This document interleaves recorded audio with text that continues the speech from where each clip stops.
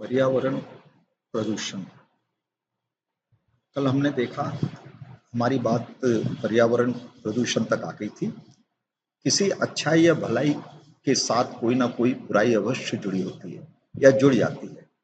पर्यावरण की अशुद्धि या प्राकृतिक प्रदूषण भी एक ऐसा विषय है जो विज्ञान एवं तकनीकी विकास के कार्यों के साथ गहराई से जुड़ा हुआ है, जिसके संभावित दुष्परिणामों से समस्त प्राणी जगत भयभीत है। संक्षेप में, पर्यावरण की शुद्धि पर प्राणी जगत का अस्तित्व निर्भर करता है। इसलिए केंद्रीय शासन एवं राज्य शासनों द्वारा पर्यावरण मंत्रालय खोले गए। Ministry of environmental sciences, ministry of environment, प्रयोगशालाओं की संस्थापना और वैज्ञानिक एवं तकनीक अधिकारियों की नियुक्तियों की गई है। आकाशवाणी, दूरदर्शन, समाचार पत्रों, पत्रिकाओं तथा पर्यावरण समस्याओं संबंधी व्यापक प्रचार अभियान चलाया जा रहा है। विश्वविद्यालयों में राष्ट्रीय व क्षेत्रीय विद्वत संगोष्ठियां आयोजित की जा रही है। संयुक्त राष्ट्र संघ भी इस दिशा में सक्रिय है। पृथ्वी के सभी राष्ट्रों के शासनाध्यक्षों एवं वैज्ञानिकों का सन 1992 में रियो डी जानेरो का पृथ्वी सम्मेलन इस समस्या के प्रति विश्वव्यापी चेतना एवं सभी प्रकार के राजनीतिक एवं आर्थिक आदि कलहों से ऊपर उठकर समग्र पृथ्वी के समूचे पर्यावरण के संरक्षण, सुधार एवं विकास की दिशा में निष्ठा युक्त प्रयासों का प्रतीक है। पर्यावरण संबंधी सभी समस्याओं की जड़ मनुष्य की वासनाओं, तृष्णाओं एवं ऐष्णाओं में है। प्रत्येक मनुष्य अनंत काल तक जीवित रहकर अनंत अनवरत सुख या आनंद का उपयोग करना चाहता है। उसे शारीरिक सुख के लिए भोजन, वस्त्र और आवास की आवश्यकता होती है। इन्हें बढ़ाते रहने एवं अधिकाधिक उपभोग की उसकी स्वाभाविक प्रवृत्ति रहती है। मानव को उपभोग के सारे उपादान पृथ्वी एवं पर्यावरण से ही प्राप्त होते हैं। आवश्यकता ही आविष्कार की जननी है। इस उक्ति के आधार पर रंग बिरंगे कपड़े एवं फैशन से व्यामोह में मनुष्य अनेक कृत्रिम रंजक पदार्थों का निर्माण करता है और इसीलिए विशालकाय उद्योग का भी स्थापित किए जाते हैं। इन उद्योगों से प्रतिदिन टनों अग्राह्य एवं प्रदूषक पदार्थ पृथ्वी में ठोस, द्रव्य या गैस के रूप में उत्सर्जित होते रहते हैं। रंजक पदार्थ का यह उदाहरण जो प्रतीक मात्र है, वस्तुतः फैशन के नाम पर कई तरह के लेपों, उपटनों, तेल और सुगंधित पदार्थों का परिग्रह मनुष्य ने पढ़ा लिया है। मनुष्य की दूसरी प्रवृत्ति है जिजीविषा, मृत्यु का भय, रोगों से बचने का प्रयत्न। इस क्षेत्र में प्राकृतिक संतुलन जीवन व्यतीत करने के स्थान पर उसने जीवित रहने के लिए कई औषधियों का आविष्कार कर दिया है। सारी पृथ्वी पर हजारों टनों में प्रतिवर्ष इनका निर्माण होता है। इस निर्माण प्रक्रिया में टनों त्याज्य एवं प्रदूषक मल उत्सर्जित होते हैं। राष्ट्र एवं राज्य की सुरक्षा के नाम पर सामूहिक सुरक्षा व्यवस्था का भी सृजन हो गया है। इसी के नाम पर लाखों टनों में विस्फोटकों, रासायनिक युद्ध सामग्रियों, वायुयानों व टैंकों आदि का निर्माण होता है। इनमें से लगने वाली धातुओं एवं द्रव्यों के निर्माण हेतु अनेक छोटे मोटे उद्योगों अहिर्निश अपरिमेय मात्रा में प्रदूषक द्रव्यों का निष्कासन करते रहते हैं। सारा समाज, सारा का सारा मानव समाज राष्ट्रों, उपनिवेशों एवं राज्यों के खंड खंड में बटा हुआ है तथा एक दूसरे से वे भय आक्रांत एवं सुरक्षा और संरक्षण के नाम पर महती अर्थशास्त्री का तो व्यय करता ही है। पर्यावरण प्रदूषण भी आनुषंगिक रूप से करता है। लाभ की वृत्ति, व्यापार एवं लाभ अर्जित करने के मूल्य में एक राष्ट्र या समाज दूसरे राष्ट्र या समाज का शोषण करना चाहता है। उपयोगी एवं आवश्यक पदार्थों के उत्पादन का ज्ञान गुप्त रखकर वस्तु विक्रय द्वारा अर्थ संचय करके अपने समाज या राष्ट्र को तथाकथित प्रगतिशील एवं उन्नत बनाना चाहता है। इस प्रक्रिया में स्वयं उत्पादक राष्ट्र में अनिवार्य एवं अपरिहार्य रूप से प्रदूषण होता है। क्रेता समाज या राष्ट्र में विकृत वस्तुएं जैसे कार, स्कूटर, वायुयान आदि भी न्यूनाधिक रूप में प्रदूषण उत्पन्न करते रहते हैं। भागदौड़ एवं प्रतिस्पर्धा को समाज व्यवस्था में तीव्रगामी वाहनों, रेलगाड़ियों, ट्रकों आदि की आवश्यकता बढ़ा दी है। इनमें सारी पृथ्वी पर लाखों टनों के प्रतिदिन कार्बन डाइऑक्साइड, कार्बन मोनोऑक्साइड, गंधक, सीसा आदि उत्सर्जित होते हैं। आराम एवं विलासता की पिपाशाएं मनुष्य आराम के लिए नरम गद्दे, फोम, स्पंज के उपकरण चाहता है। इसके साथ ही मनुष्य के सौंदर्य प्रसाधन की भी आकांक्षा दिना दिन बढ़ती जा रही है। इन मांगों की पूर्ति के लिए इन वस्तुओं के उत्पादन हेतु कारखाने खुलते हैं। कष्ट, सहिष्णुता एवं तप वृत्ति की कमी। गांधी जी ने सुख एवं शांति के लिए आवश्यकताओं को कम करने का विचार प्रकट किया था तथा स्वयं कष्ट सहकर दूसरों को सुख पहुंचाने की सीख दी थी। आधुनिक भौतिकवादी सभ्यता एवं विभिन्न पाश्चात्य सभ्यताओं एवं संस्कृतियों के प्रभाववश विशेषतः महावीर गौतम के देश भारत में कष्ट सहिष्णुता एवं तप वृत्ति विलीन होती जा रही है। हमें वातानुकूल चाहिए, गर्मी में ठंडा कक्ष, ठंड में गर्म कक्ष, विद्युत उत्पादन का बहुत बड़ा भाप उद्योगों व यंत्र उपकरणों के संचालन के अतिरिक्त हमारी आराम व विलासताओं की पूर्ति में खप जाता है। जनसंख्या वृद्धि, नैसर्गिक आत्मरोपित ब्रह्मचर्य का अभाव तथा अशिक्षा के कारण जनसंख्या में तीव्र गति से अनियंत्रित वृद्धि हो रही है। इन बढ़ी हुई जनसंख्या की अन्न, वस्त्र एवं आवास जैसी मूलभूत आवश्यकताओं की पूर्ति हेतु समाज, राष्ट्र एवं शासन को उद्योग धंधे खोलने पड़ते हैं, जो पर्यावरण प्रदूषण के मूल कारण बनते हैं। अन्न उत्पादन, जनता को खाद्यान्न की पूर्ति हेतु अनेक कदम उठाए जाते हैं। अन्न उत्पादन की वृद्धि के लिए कई प्रकार के उर्वरकों व कीटनाशकों का प्रयोग करने हेतु अभियान चलाए जाते हैं। हरित क्रांति जैसी नीतियों का निर्माण किया जाता है। अधिक अन्न उपजाने के लिए विशाल उर्वरक संयंत्र स्थापित किए जाते हैं। हानिकारक कीटों के नाश के लिए सैकड़ों रासायनिक पदार्थों का उत्पादन करने के लिए बड़े बड़े कारखाने लगाए जाते हैं, जो पर्यावरण की अनिवार्य रूप से प्रदूषित करते हैं। अतः संक्षेप में हम यही कह सकते हैं कि मनुष्य की तृष्णाओं, तृष्णाओं, वासनाओं, लोभवृत्ति, शारीरिक पुष्टि एवं सौंदर्य वर्धन, रोगों से निवृत्ति, दीर्घ जीवन की लालसा, त्वरा, सुरक्षा एवं सुरक्षा की वृत्तियों आदि ने पर्यावरण संबंधी समस्याओं को जन्म दिया है। पृथ्वी के अन्य सजीव किंतु निरीह घटकों जैसे पशुओं, पक्षियों, वनस्पतियों ने इसमें योगदान कतई नहीं दिया है। ये तो प्रकृति के माध्यम से परमात्मा या ब्रह्मा के अनुशासन में रहते आ रहे। अहिंसक समाधान, मनुष्य की प्रतिभा एवं बुद्धि ही उसके शत्रु का रूप ग्रहण कर रही है। समस्याओं का निर्माता मनुष्य ही है, वो उसे ही इनका समाधान करना है। Doctor Shailendra Shekhar, Orient Paper Mills, Amlai चिकित्सालय के चिकित्सक पर्यावरण संकट के लिए मनुष्य को उत्तरदायी ठहराते हुए कहते हैं कि हमारी बुनियादी भूल थी कि हमने आदमी को स्वयं से प्रेम करना नहीं सिखाया। इसका संबंध पर्यावरण से है। जो व्यक्ति स्वयं से घृणा करता है, क्या उससे अपेक्षा की जा सकती है कि वह किसी और को प्रेम कर सकता है? क्या उससे अपेक्षा की जा सकती है कि वह किसी और को प्रेम करेगा? जो स्वयं के प्रति क्रोध से भरा है, उसके दूसरों के प्रति प्रेम करने की कल्पना ही छोड़ देना चाहिए। जो खुद को काटने मारने को तैयार है, वह मनुष्य को, अन्य प्राणियों को, पेड़ पौधों को कैसे छोड़ सकता है? स्वयं से घृणा करने वाला व्यक्ति समस्त अस्तित्व के प्रति घृणा और क्रोध से भर जाता है।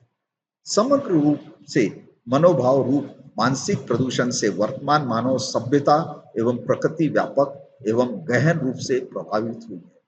मानव जीवन की सरलता, सहजता, सज्जनता, निष्कपटता, पर दुख कातरता, स्वावलंबन, कर्तव्य निष्ठा, श्रम निष्ठा, परस्पर सहयोग, प्राणी मात्र के प्रति दया, करुणा का भाव आदि ऐसे सहज मानवीय गुण हैं जो मनुष्य को अन्य प्राणियों की तुलना में श्रेष्ठता प्रदान करते हैं और जिनके सद्भाव में प्राकृतिक व्यवस्था संतुलित एवं मर्यादित चलती रहती है। किंतु जब इन मानवीय गुणों का ह्रास होता है या इन गुणों का प्रतिपक्षी अन्य क्रोधादि, मोह, स्वार्थ आदि के मनोभाव मानव जीवन को आक्रांत करते हैं, तब उनमें न केवल व्यक्ति बल्कि समाज भी दुखी होता है। इससे प्राकृतिक संतुलन भी अस्त व्यस्त एवं ध्वस्त हो जाता है। जैसा कि वर्तमान में मनोविकृत सामाजिक अव्यवस्था एवं प्राकृतिक असंतुलनों के दुष्परिणामों के रूप में हम अनुभूत कर रहे हैं। वस्तुतः इन सब विकृतियों के पीछे मानव जगत का मानसिक प्रदूषण उत्तरदायी है। गांधी जी ने प्रकृति के नियम को याद दिलाते हुए हमें सावधान किया था कि जो व्यक्ति जिससे जितना ग्रहण करे उतना ही उसे वापस करना चाहिए, तभी व्यवस्था संतुलित रहती है।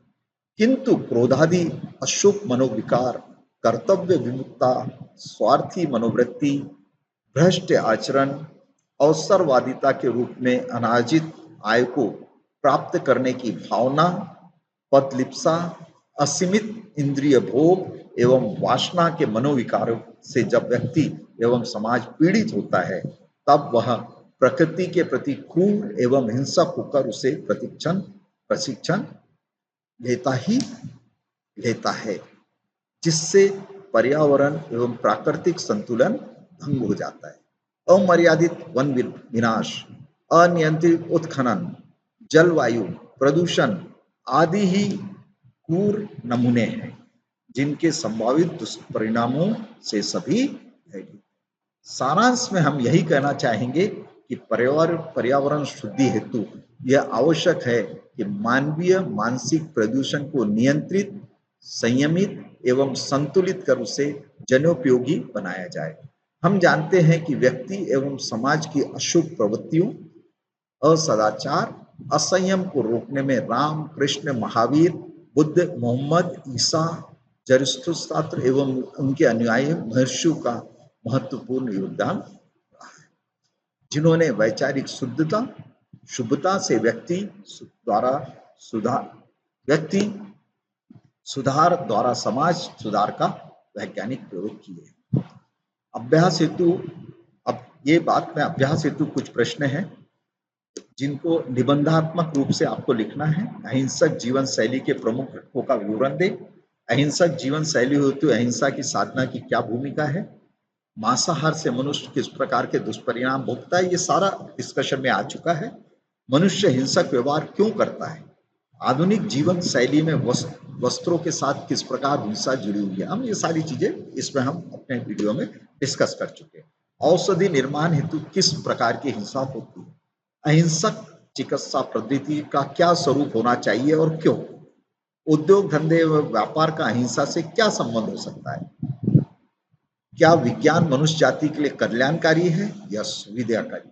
अब ये आपको अपने विवेक से इतने डिस्कशन के बाद आपको इसको स्पष्ट करना है। अहिंसा के शिक्षण की क्यों आवश्यकता है। अहिंसा की शिक्षा देने की पात्रता का वर्णन करें। ये बहुत बहुत इंपॉर्टेंट प्रश्न है कि अहिंसा की शिक्षा कौन दे सकता है। पर्यावरण समस्या का अहिंसक समाधान क्या है।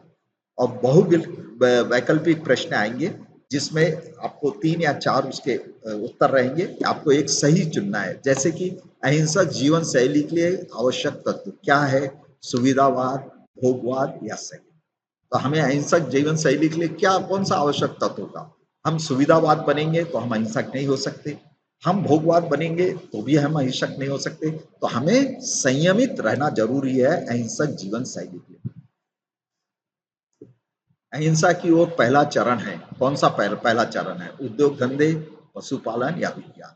ये हमने पूरी चीजें इसमें डिस्कस की है, तो बहुविकल्पिक प्रश्न है, ये भी आपको देखना है। अब हम चलते हैं इकाई 4, यूनिट 4। यूनिट 4 का नाम है पशु पक्षियों के प्रति क्रूरता एवं विधिक जागरूकता। इस पे हम देखेंगे कि प्रस्तावना, इसके उद्देश्य क्या है, धर्म दर्शनों की पुष्टि क्या बोलती है, चिकित्सा के लिए प्राणिक वध का औचित्य क्या है, और प्राकृतिक आवास पशु पक्षियों की का आसरा, और क्रूरता के कारण एवं उदाहरण। हम इनमें बहुत सारे विषयों पर ध्यान देंगे, और वन्य प्राणियों की संरक्षण हेतु कानून कौन कौन से हैं उसके बारे में भी थोड़ा सा हम चर्चा करेंगे। फिर बाद में हम वन्य जीव संरक्षित हेतु प्रयत्न क्या क्या है, राष्ट्रीय उद्यान व आश्रय स्थल कौन कौन से हैं, जीवन मंडल आश्रय स्थल, विशेष परियोजनाएं, कुछ साइट्स के बारे में डिस्कस करेंगे, और रेड डाटा बुक, इसके बारे में हम बतलाएंगे आपको, और सारांश और आखिर फिर से प्रश्नावली रहेगी। तो प्रस्तावना हम चलते हैं। हमारा विषय जैसा कि मैं पहले आपको बतला चुका हूं, पशु पक्षियों के प्रति क्रूरता एवं विधिक जागरूकता।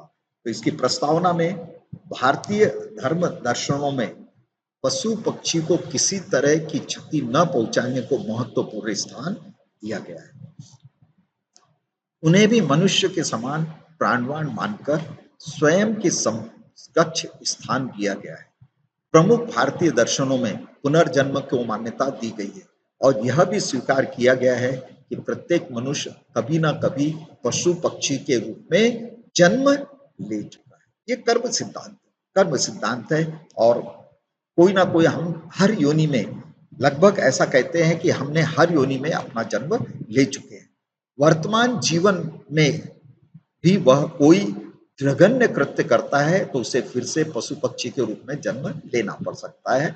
यह कर्म सिद्धांत है, जैसा हम कर्म करेंगे कर्म का फल भी हमें उसी ढंग से भुगतना पड़ेगा। भारतीयतर संस्कृति में पशु पक्षियों को इतना महत्व नहीं दिया गया। बाइबल आदि धर्म ग्रंथ और अरस्तु, संत ऑगस्टाइन, संत एक्विनास, डेकार्ट आदि विचारकों ने यह माना है कि पशु पक्षी केवल मनुष्य के लिए, पशु पक्षी केवल मनुष्य के लिए है। इस मान्यता के परिणाम स्वरूप विज्ञान एवं प्रौद्योगिकी के विकास के फलस्वरूप लाखों लाखों पशु पक्षी प्रतिवर्ष या तो मनुष्य के भोजन के लिए काम में लाए जा रहे हैं, या फिर प्रयोगशालाओं में उन पर परीक्षण करके उन्हें मार दिया जाता है। उद्देश्य, हमारा उद्देश्य क्या है? पशु पक्षियों के प्रति हो रही क्रूरता से अवगत करना, इस टॉपिक का उद्देश्य। प्राणीवध के प्रति विभिन्न विचारों की जानकारी देना, पशु पक्षियों के प्रति हो रही क्रूरता के प्रकारों की मीमांसा करना, औषधियों के आविष्कार एवं निर्माण तथा अन्य वैज्ञानिक प्रयोगों के लिए पशु पक्षी पर हो रहे अत्याचार की जानकारी देना तथा विकल्पों को खोजना, वन्य प्राणियों के संरक्षण हेतु कानूनों की जानकारी देना, संरक्षण हेतु किए जा रहे प्रयासों की जानकारी देना, और पशु पक्षियों के प्रति आत्मोपभाव का विकास करना। धर्म दर्शनों की दृष्टि, विभिन्न धर्म दर्शन क्या कहते हैं इस बारे में। बड़ी संख्या में पशु पक्षियों के इस विनाश पर अहिंसा के प्रयोगकर्ता क्या कहते हैं, यह जानना अब प्रासंगिक नहीं होगा। योग, जैन योग दर्शनावलंबी एवं अधिकांश महायान बौद्ध तो मांसाहार का पूर्णतः निषेध करते हैं तथा मांसाहार पर प्रतिबंध की वकालत करते हैं। वैज्ञानिक अनुसंधानों में पशु पक्षियों का प्रयोग आधुनिक काल में प्रारंभ हुआ है। मानव जीवनदायिनी औषधियों के अन्वेषणों में पशु पक्षियों का विच्छेदन वैज्ञानिक विकास की ही देन है। स्पष्टतः इन अन्वेषणों में मारे जाने वाले पशु पक्षियों की मृत्यु पर पुराने धर्म साहित्य में कुछ भी नहीं कहा गया है। यद्यपि पशु पक्षियों की बलि पर जैन और बौद्धों ने कड़ा प्रतिवाद किया था। पशु बलि पशु बलि और अश्वमेध हिंदू समाज में प्रचलित रहे हैं, जबकि जैन और बौद्ध समुदाय इनका यह कहकर प्रतिवाद करता रहा है कि किसी भी पशु पक्षी को मारना अहिंसा के प्रथम और महत्वपूर्ण व्रत का उल्लंघन है। जैन और बौद्धों के इस प्रतिवाद का परिणाम के बाद हिंदू साहित्य में देखा जा सकता है कि जहां अहिंसा को जैन और बौद्धों के समान व्यापक मान्यता दी गई है, परिणामतः लगभग संपूर्ण भारत में कुछ एक क्षेत्रों को छोड़कर पशु बलि का अंत हुआ। किंतु मुस्लिम धर्म में कुर्बानी की परंपरा में प्रतिवर्ष लाखों बेकसूर पशुओं का वध अभी भी किया जा रहा है। 19 अप्रैल 1997 के इंदौर से प्रकाशित फ्री प्रेस अखबार में 4 मिलियन बीस्ट स्लॉटर इन हज रिचुअल्स को समाचार चौंकाने वाला था। 20 लाख हज यात्रियों के लिए 40 लाख भेड़ों, बकरे बकरियों, गायों तथा ऊंटों को रेगिस्तान में दमकते सूरज की गवाही में मारा जाना और उन मरे हुए जीवों के खून के बीच मनुष्य का घुटनों घुटनों चलना प्रकृति प्रेमियों के लिए दिल दहलाने वाली घटना थी। वैज्ञानिक अनुसंधानों में प्रयुक्त हो रहे पशु पक्षियों पर जैन और बौद्ध दर्शन की स्थिति का भी हम विचार करें। दोनों ही दार्शनिक परंपराएं पशुओं को प्राणवान मानती हैं। पशुओं में अनुभूतियों और संवेगों को भी ये स्वीकार करते हैं, जबकि पश्चिमी चिंतक वो इसे मात्र मानवीय आरोपण कहकर झुठला देते हैं।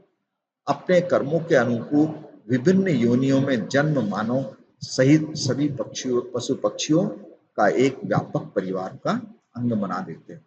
जैन तो जल, पृथ्वी, वायु आदि को भी सजीव मानकर इसी व्यापक परिवार का अंग मानते हैं। पीर पैगंबरों वाले धर्म पशुओं को किसी भी तरह अपने समान नहीं मानते और वे प्रयोगशालाओं के परीक्षण के दौरान पशुवत को स्वीकार कर लेते हैं, जबकि जैन और बौद्ध दर्शन में ऐसा सोचा भी नहीं जा सकता।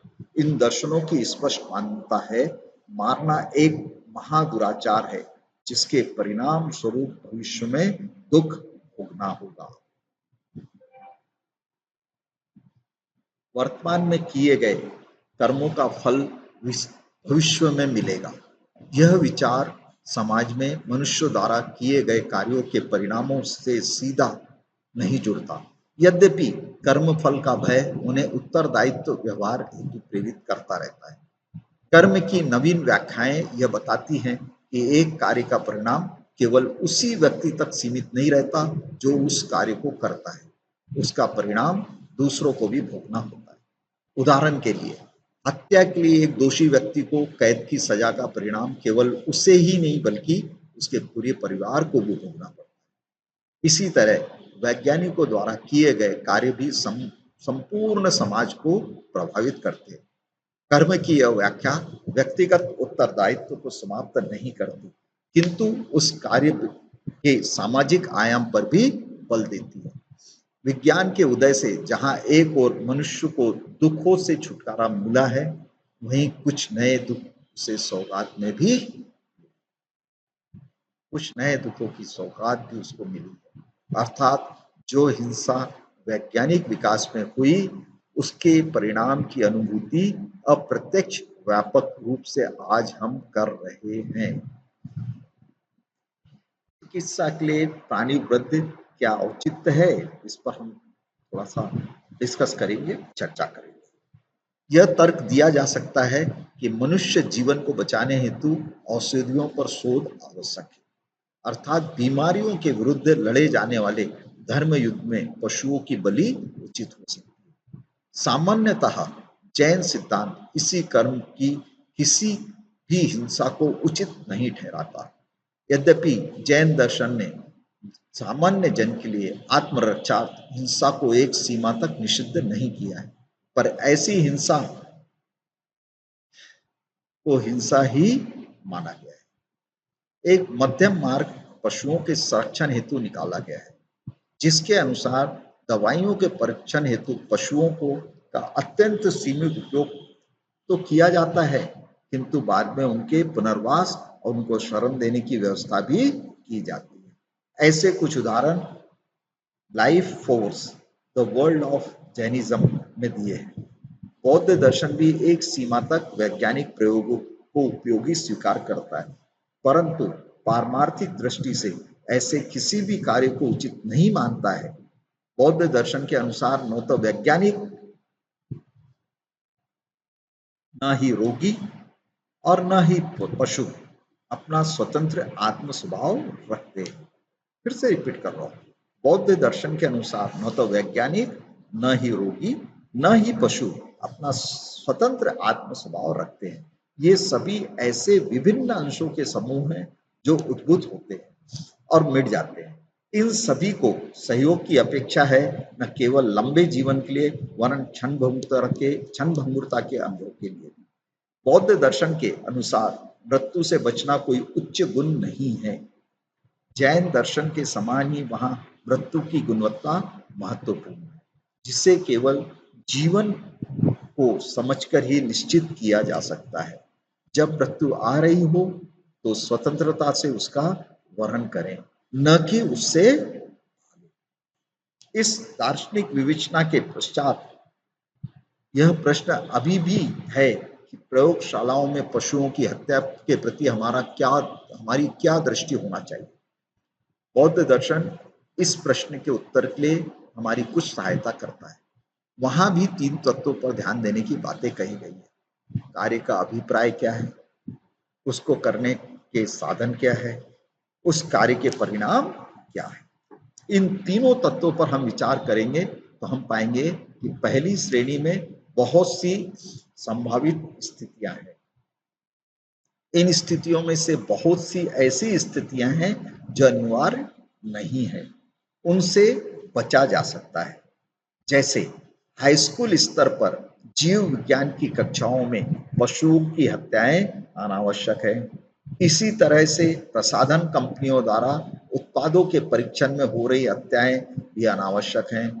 केवल आवश्यक स्थितियां में, जैसे कि किसी भयानक बीमारी के टीके के परीक्षण हेतु पशु का प्रयोग सीमित रूप से स्वीकार तो है, किंतु इसके विकल्प को भी खोजा जाना चाहिए। दूसरा पक्ष साधनों का है। क्या परीक्षण के दौरान उनकी पीड़ा को कम किया जा सकता है? क्या परीक्षण की स्थितियों, उससे पूर्व और उसके पश्चात उनके साथ अच्छा व्यवहार किया जा सकता है? तीसरा पक्ष, यह कार्य का परिणाम क्या है। तीसरा पक्ष, परिणामों पर विचार करें तो यह प्रश्न उभरता है कि क्या वास्तव में जीवन को बचाया जाए। रासायनिक प्रतिक्रियाओं के फलस्वरूप आनुवंशिक गड़बड़ी, कैंसर जैसे असाध्य रोगों की बढ़ती दर के भय से उस उत्पाद का प्रयोग कौन करेगा? क्या ऐसे परीक्षण और अधिक परीक्षणों को बढ़ावा नहीं देंगे? इससे और अधिक जानों के जाने का खतरा नहीं रहेगा? इन सभी शंकाओं को ध्यान में रखते हुए पशु कल्याण से संबंध रखने वाले बहुत से संस्थानों ने ऐसे किसी परीक्षण के लिए पशुओं के प्रयोग पर रोक चाहते हैं। यद्यपि ऐसे आंदोलन बहुत थोड़े रूप में हैं, परंतु उनकी भूमिका अत्यंत महत्वपूर्ण है, विशेषकर ऐसे समय में जब पशु पक्षियों पर ऐसे परीक्षण युद्ध संबंधी अनुसंधान के लिए भी किए जा रहे हैं। अतएव हमें निश्चित रूप से इन्हें बचाने की संभावना पर विचार करना चाहिए। ऐसा हम भावुकतावश न करें, किंतु हमारी आवश्यकताओं व इच्छाओं का सम्मान करके करें। जीवन मात्र में सम्मान के लिए अंतर संबंध व परस्पर जुड़ाव आवश्यक है। प्राणियों की दुनिया में हम सब एक दूसरे से जुड़े हुए हैं।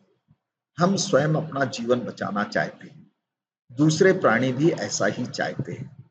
अतः किसी एक के जीवन को बचाना गौण है। प्राकृतिक आवास पशु पक्षियों का आश्रय। पृथ्वी पर जीवन के प्रारंभ में पृथ्वी पर जीवन का प्रारंभ लगभग 6 अरब वर्ष पूर्व माना जाता है। जीव जगत के 10 लाख विभिन्न प्रकार के प्राणी एवं 5 लाख से अधिक पेड़ पौधे हैं। संपूर्ण जीवन पृथ्वी के जीव मंडल बायोस्फीयर तक ही सीमित है। पृथ्वी के जीव मंडल को कई प्राकृतिक आवासों बायोम में विभाजित किया जा सकता है। ये प्राकृतिक आवास विशेष प्रकार की जलवायु व भौगोलिक विशेषता वाले क्षेत्र से बनते हैं, जिनमें क्षेत्र विशेष के अनुरूप अनेक प्रकार के प्राणियों एवं पौधों को जीवित रहने में मदद मिलती है।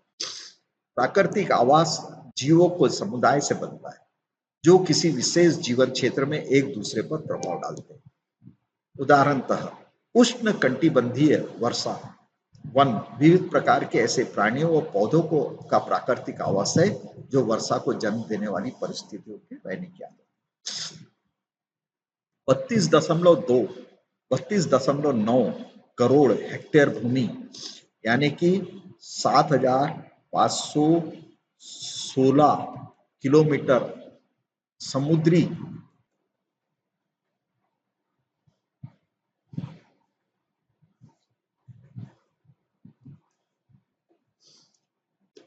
32.9 करोड़ हेक्टेयर भूमि, 7,516 किलोमीटर समुद्री किनारा, सागर, झीलों, नदियों, हिमालय व अन्य पर्वतीय श्रृंखलाओं, रेगिस्तान, पठार, दलदल तथा द्वीप समूहों सहित भारत में केवल भौगोलिक विविधता है, बल्कि इसमें प्राणियों और वनस्पतियों की भी उतनी ही विविध व अद्भुत जातियां पाई जाती हैं। जीव पौधों आदि का जीवित रहना कई बातों पर निर्भर करता है। उचित जलवायु, भोजन, जल व आश्रय जीवित प्राणियों की मूल आवश्यकताएं हैं। पारिस्थितिक तंत्र जो प्रकृति ने करोड़ों वर्षों के दौरान विकसित हुए हैं, इसके जीते जागते उदाहरण हैं कि किस प्रकार प्राणी व पौधे इन संसाधनों का उपयोग करते हैं। प्रतिकूल परिस्थितियों का सामना करके स्वयं को उनके अनुकूल ढालते हैं और अपने प्राकृतिक आवास के अनुरूप ही अपना जीवनक्षम तथा स्वस्थ आबादी के रूप में बनाते हैं। पारिस्थितिक तंत्र उन विविध प्रकार के जीवों का पालन पोषण करता है जो वातावरण के अनुकूल होते हैं। ये जीव आपसी निर्भरता और आसपास के परिवेश से संबंधित घटना चक्र में भाग लेते हैं। उदाहरणतः पौधों द्वारा अर्जित प्राणी ऊर्जा प्राणियों को से प्राप्त होती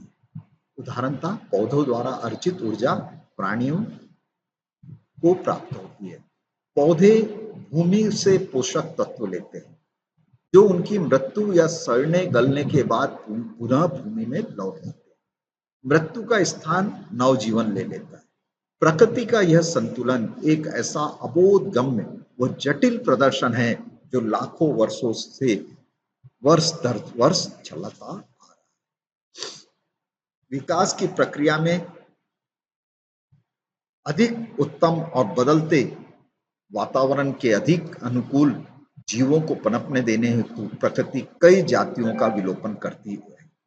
यह सहज है, किंतु मनुष्य की विनाशकारी गतिविधियों व उसकी क्रूरता के कारण निकट अतीत में कई जातियां लुप्त हो गई, उनका शिकार कर लिया गया। प्राकृतिक संसाधनों के शोषण से के दुष्प्रभावों के कारण कई जीव लुप्त हो गए व कई विलुप्त होने के कगार पर है।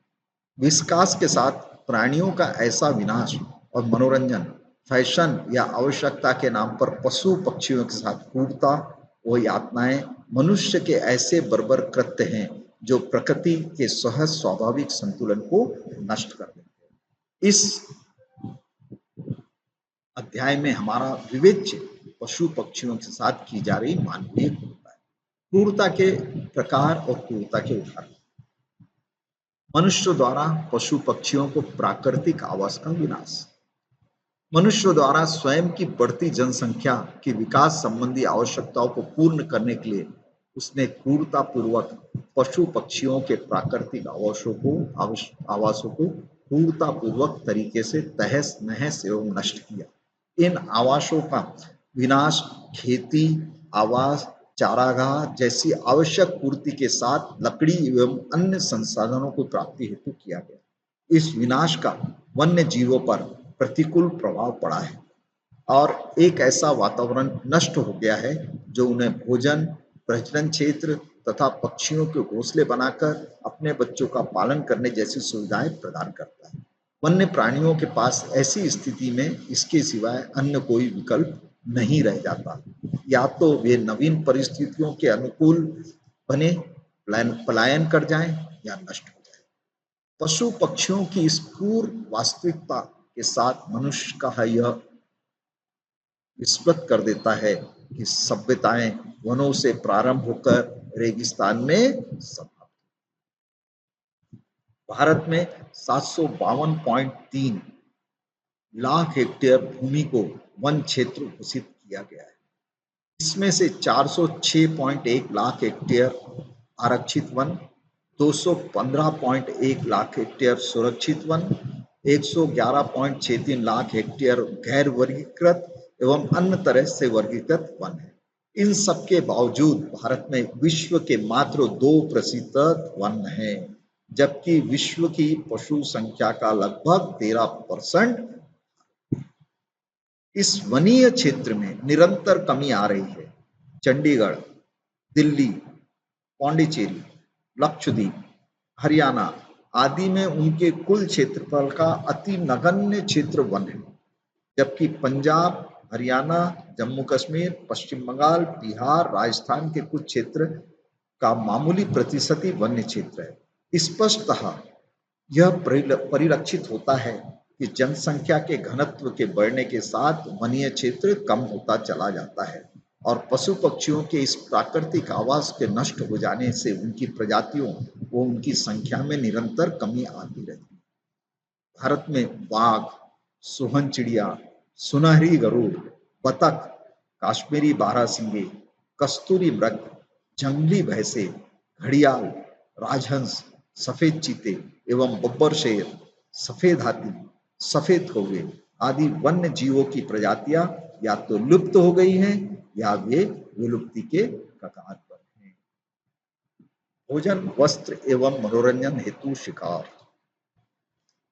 पशु पक्षियों के प्रति मानवीय क्रूरता का एक और उदाहरण मनोरंजन के लिए निरीह जीवों का शिकार है।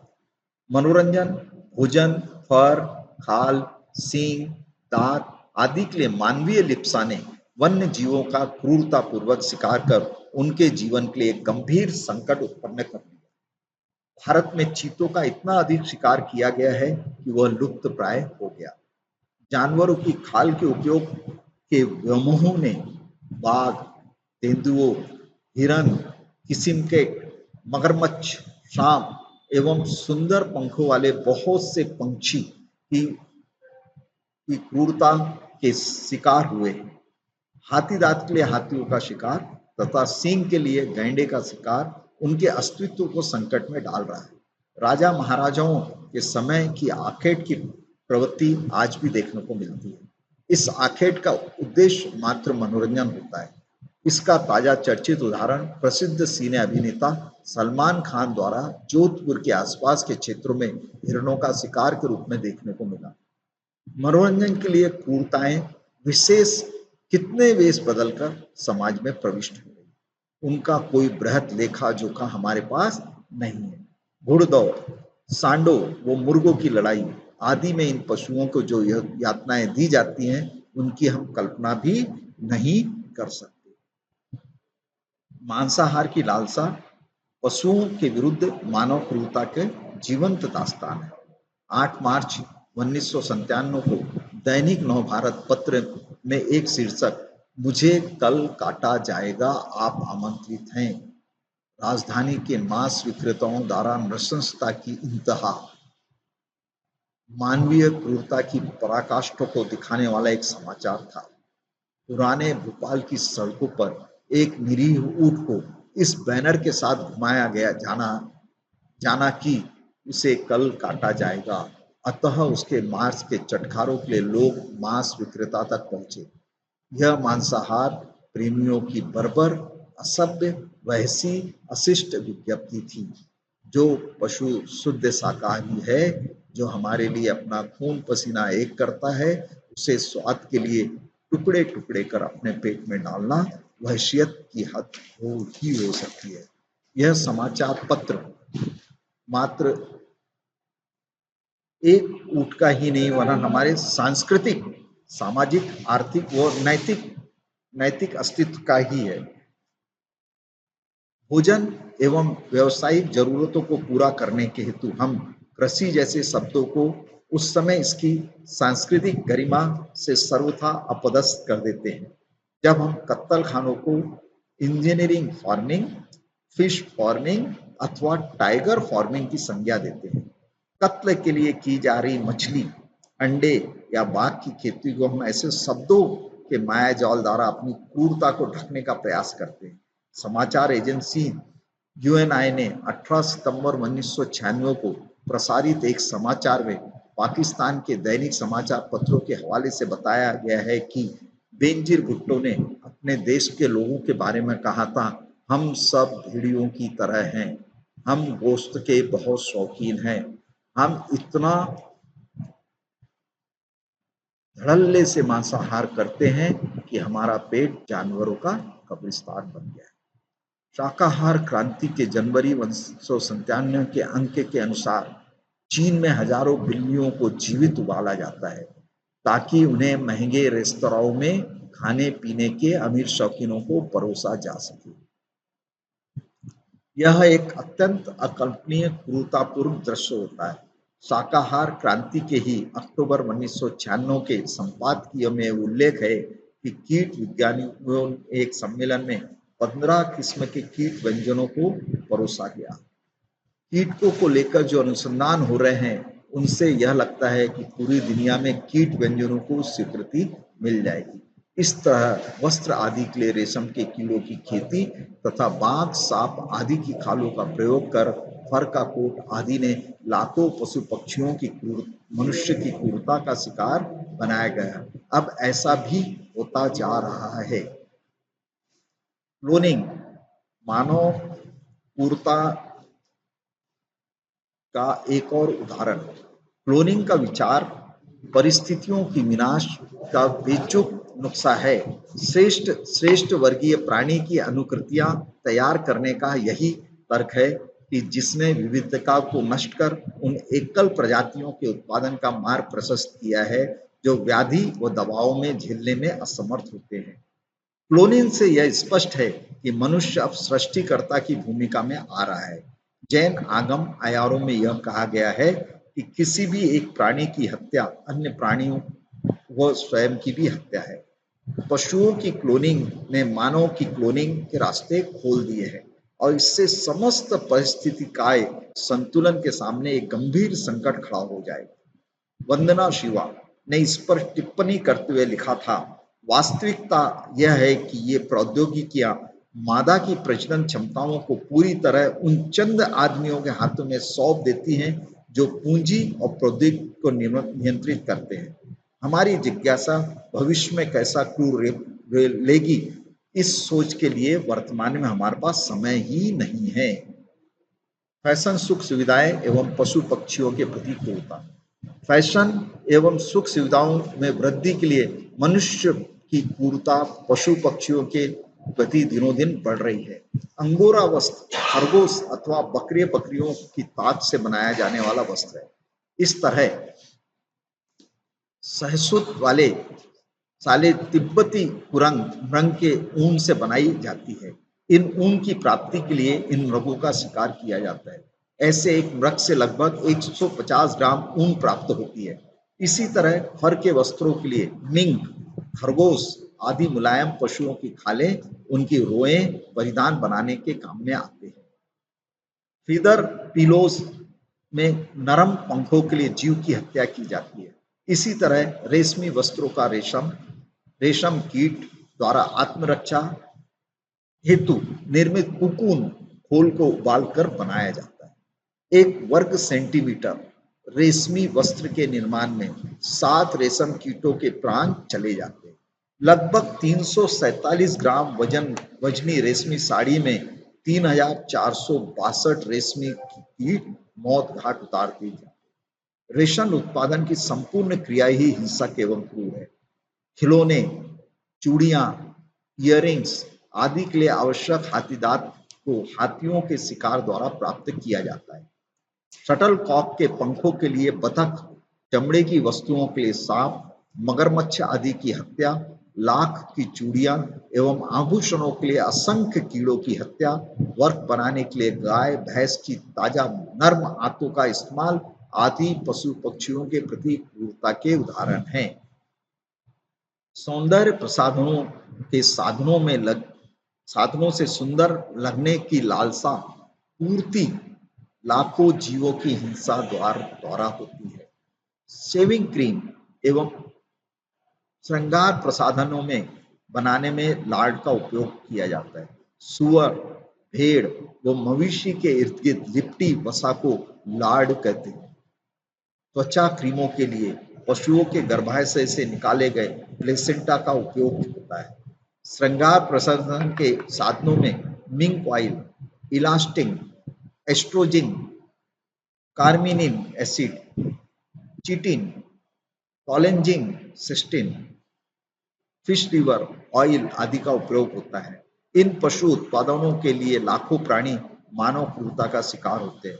उदाहरणार्थ, 1 पाउंड कार्मिनिन एसिड प्राप्त करने के लिए 70,000 ड्रंग मारे जाते हैं। शैम्पू आदि के परीक्षण के लिए प्रयुक्त सैकड़ों खरगोश अंधे हो जाते हैं। उदाहरणतः प्रॉक्टर एंड गैम्बल कंपनी अपने उत्पादनों की गुणवत्ता व निरापत्ता का परीक्षण निरीह प्राणियों पर करती है। शाकाहार क्रांति के मई-जून 1996 के अंक के अनुसार वर्ष 1985 से 1989 की अवधि में इस कंपनी द्वारा 3 लाख मासूम जीव क्रूरता की जानें ली गईं। जिलेट ब्लेड की धार की तीक्ष्णता की जांचने के लिए प्रतिवर्ष लाखों खरगोशों की हत्या की जाती है। एक ही खरगोश को कई बार काटा, खरोचा व छीला जाता है जब तक कि वह दम नहीं तोड़ दे। इसी तरह toothpaste, nail polish remover, deodorants, lipstick आदि लाखों की जीवों की कब्रगाह पर बनते हैं। औषधियों के आविष्कार एवं निर्माण में पशु हिंसा। गांधी ने कहा था, जिस चीज का मनुष्य पुतला है उसी से इलाज हो। पुतला पृथ्वी, पानी, आकाश, तेज व वायु का बना है। इन पांचों तत्वों से जो मिल सके लें। शुद्ध शरीर पैदा करने का प्रयत्न सब करें और उसी प्रयत्न में कुदरती इलाज अपने आप मर्यादित हो जाता है। औषधियों के आविष्कार में हिंसा के प्रश्न पर विचार करें तो चिकित्सा का विभत्स स्वरूप सामने आएगा। स्वस्थ पशुओं पर तरह तरह के प्रयोग किए जाते हैं। उन्हें प्रतिकूल परिस्थितियों में रखकर यह देखा जाता है कि किस दशा में उनका स्वास्थ्य कितना बिगड़ता है और किस सीमा पर जाकर उनकी मृत्यु हो जाती है।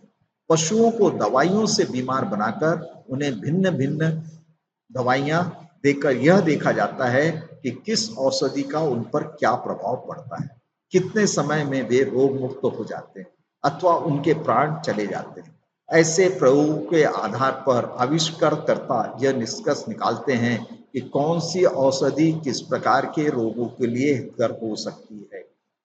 आधुनिक औषधि शास्त्र ने पशुओं के हिंसक व्यापार में भी खूब वृद्धि की। अब मानुषिक चीर-फाड़ एवं निर्दयता पूर्वक प्रयोगों के लिए पशुओं की खरीद फरोख्त की जाती है।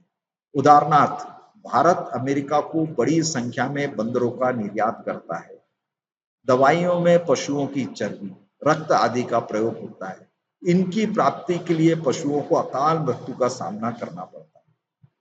मधुमेह रोग हेतु इंसुलिन का प्रयोग किया जाता है, जिसमें सुअर, भेड़ या बैल के अग्नाशय से प्राप्त किया जाता है। औषधियों में प्रयुक्त एड्रेनालिन हार्मोन को सुअर, मवेशी और भेड़ों के अधिवक्र एड्रिनल्स से प्राप्त किया जाता है। एलोपैथिक चिकित्सा में कई प्रकार के एंजाइम काम में लाए जाते हैं जो पशुओं के शरीर से ही प्राप्त किए जाते हैं। उदाहरणार्थ एमिलेस एंजाइम सुअर के पैंक्रियास से प्राप्त किया जाता है, जिसका उपयोग स्टार्च को शर्करा में परिवर्तित करने के लिए होता है। कार्टिजिन हार्मोन का प्रयोग औषधियों में व्यापक रूप से होता है। इसे भी मवेशियों के लीवर से निकाला जाता है। त्वचा पर लगाई जाने वाली औषधियों में ग्लिसरीन का व्यापक प्रयोग होता है। लागत कम आए इस दृष्टि से पशु चर्बी से ग्लिसरीन का उत्पादन किया जाता है। जिलेटिन पशुओं की झिल्लियों, हड्डियों एवं टेंडन्स, कंडराओं आदि को उबालकर प्राप्त किया जाता है। इससे ब्लड प्रोडक्ट कहा जाता है। इस जिलेटिन से कैप्सूल तैयार किए जाते हैं। ये चंद उदाहरण पशुओं के प्रति मानव की क्रूरता की कहानी स्वयं कहते हैं।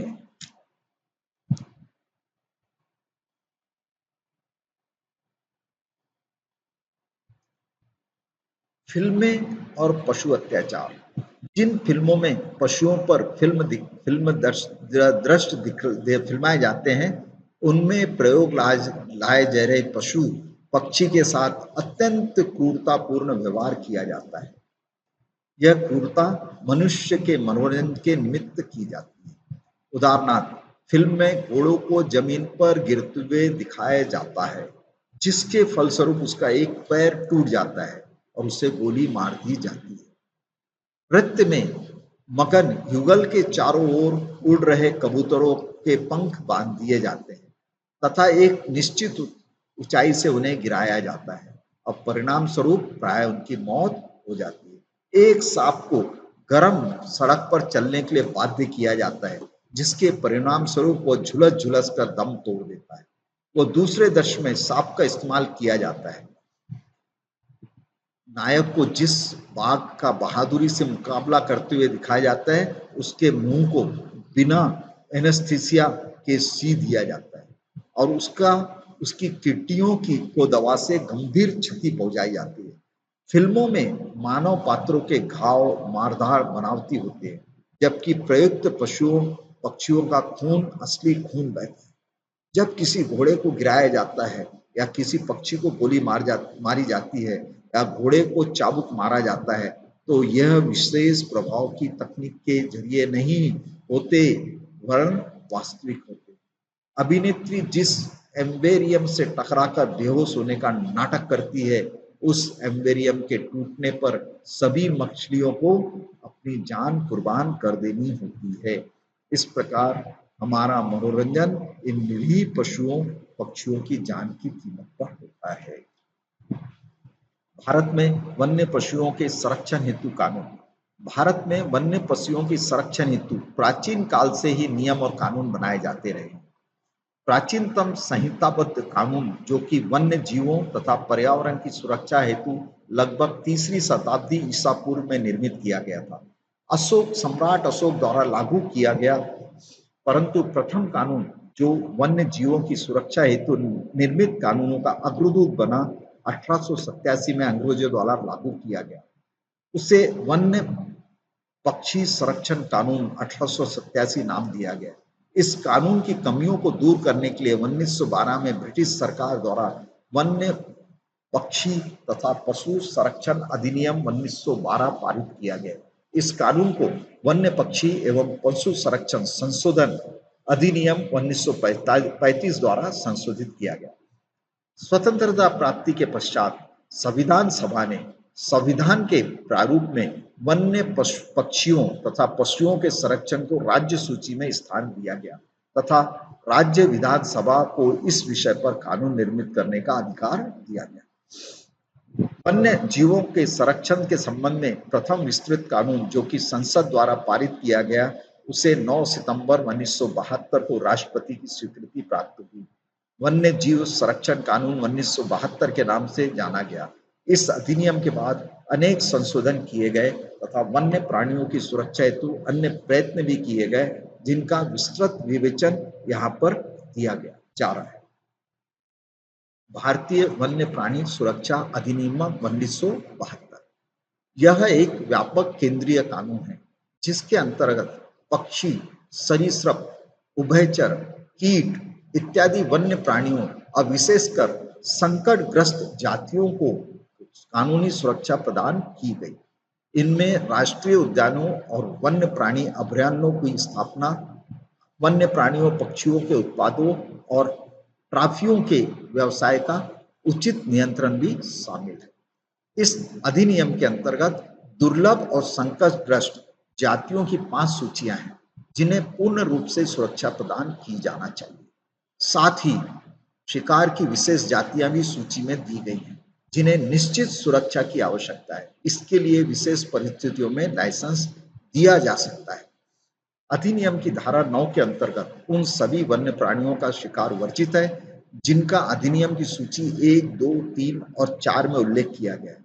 वन्य जीव उत्पादों के विक्रेताओं, वन्य जीवों को बंदी बनाने और अवैध शिकार करने वालों को कठोर दंड देने के लिए कड़े प्रावधान तथा कार्य प्रणालियां भी हैं। उपयुक्त सभी धाराओं को लागू करने के लिए अधिनियम में वर्णित है कि इस हेतु केंद्रीय सरकार द्वारा नियुक्त अधिकारी वन्य जीव संरक्षण हेतु एक निर्देशक, अन्य सहायक निर्देशक तथा ऐसे अन्य अफसरों तथा कर्मचारियों को नियुक्त कर सकता है जिन्हें वह आवश्यक समझता है। दूसरा, राज्य सरकार द्वारा नियुक्त किए जाने वाले अधिकारी मुख्य वन्य जीव संरक्षक, अन्य वन जीव संरक्षक 1991 के संशोधन द्वारा समाप्त कर दिया गया एवं अन्य आवश्यक पदाधिकारी। प्रतिनिधित्व का अधिकार अधिनियम के प्रावधानों के अनुसार निर्देशक केंद्र सरकार की पूर्व सहमति से अपने अधीनस्थ कर्मचारियों को अपने अधिकारों का प्रतिनिधित्व सौंप कर सकता है। इसी प्रकार मुख्य वन जीव संरक्षक राज्य सरकार की पूर्व सहमति से अपने अधीनस्थ अधिकारियों को अपनी कुछ या सभी शक्तियां सौंप सकता है।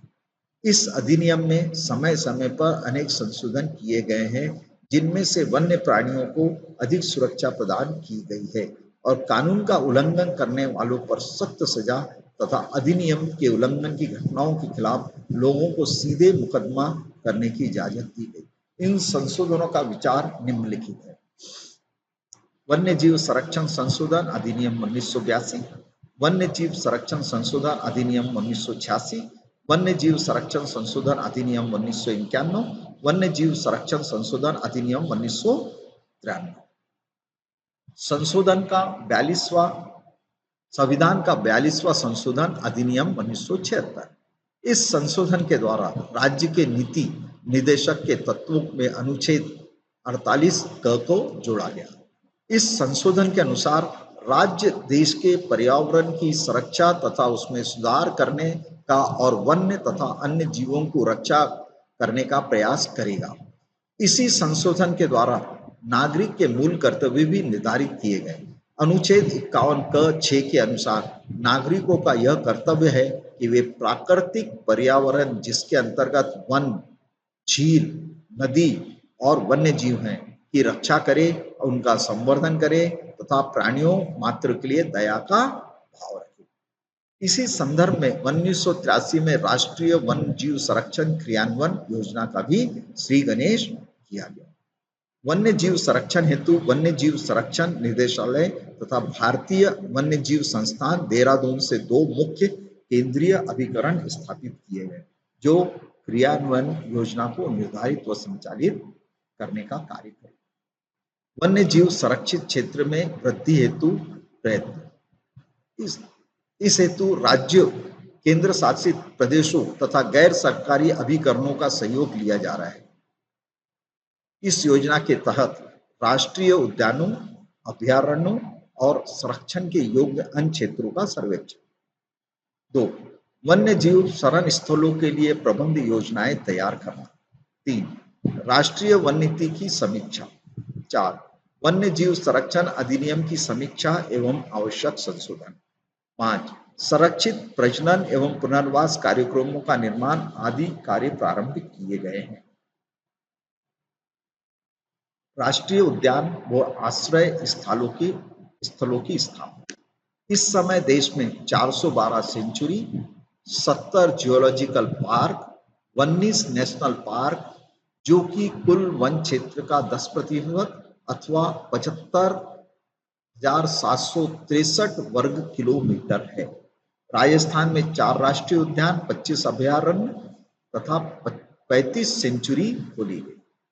रणथंभौर में राज्य का सबसे बड़ा राष्ट्रीय उद्यान है, जहां प्रोजेक्ट टाइगर योजना शुरू की गई।